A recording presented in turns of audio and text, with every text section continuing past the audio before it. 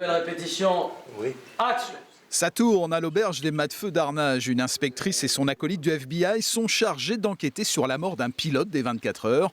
Les deux personnages principaux de Mort sur la piste de Philippe Dajoux sont incarnés par Eleanor Bernheim et Jason Priestley, inoubliable Brandon de la série Beverly Hills et passionné de course automobile.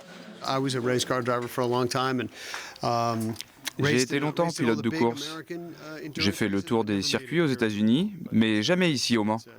C'est formidable pour moi d'être là. C'est vraiment une belle ville et tout est fait pour que je m'y sente bien.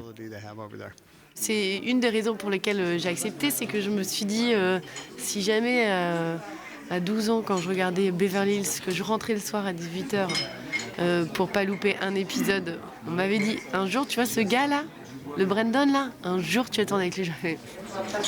Et la production de ce polar, l'année du centenaire des 24 heures, n'est pas un hasard. Il se trouve que mon frère Didier Nérac est cadreur pour France Télévisions depuis 25 ans sur les 24 heures du Mans.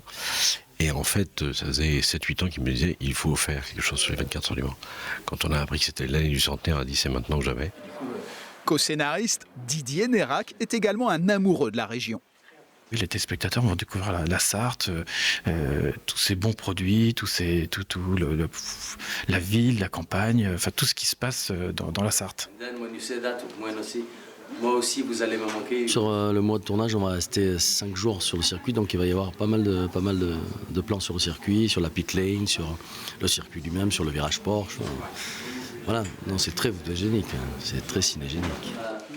Et on n'oublie pas les locaux de l'étape comme Séverine, Mancel et chef coiffeuse sur le tournage.